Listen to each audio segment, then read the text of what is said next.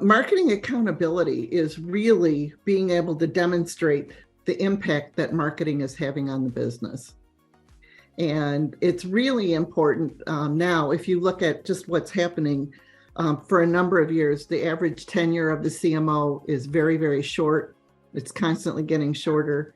We have fragmentation of audiences and channels and many places to get people and try to find attention, but you don't have a single place where you have a big audience.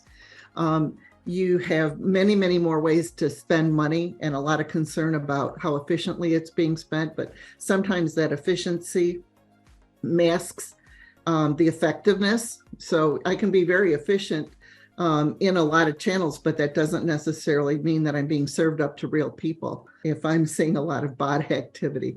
So there's checks and balances that have to be there.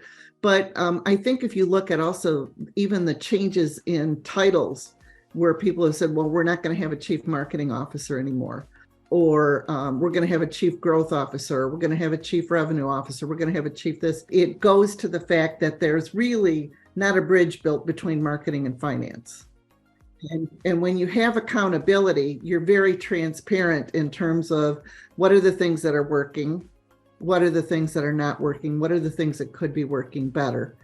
And you're doing that in partnership with your finance partners. And when that happens, you're typically seeing, much greater rates of growth and further progress for the business overall, not just for marketing in general. So I do believe that a lot of the symptoms are a lack of accountability because people don't know how to put their arms around what it is. And when you say you're accountable, what are you accountable for? You're agreeing on what kind of impact you're going to have, both short-term and long-term. Because I think people generally say, well, I just have to worry about sales and I have to worry about sales now. Not necessarily. You have to worry about longer-term impacts as well. And there needs to be an education process.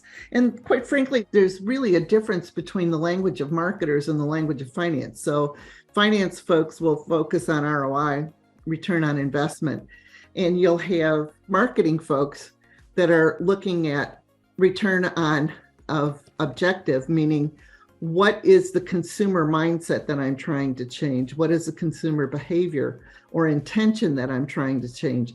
And sometimes that seems a little too ethereal because you may not be ready to buy right at the moment. And so it means that there needs to be an education process around which metrics are the most important and how can they be shared. And then collectively, there's greater protection of the marketing budget, and there's more opportunities for, quite frankly, strategic growth. In downtimes, you'll see that when this partnership is good, you'll find firms that are actually investing because they know everybody else is cutting budgets, we're going to go invest, and we're actually able to increase our share. And here's the kinds of things we're going to be investing in.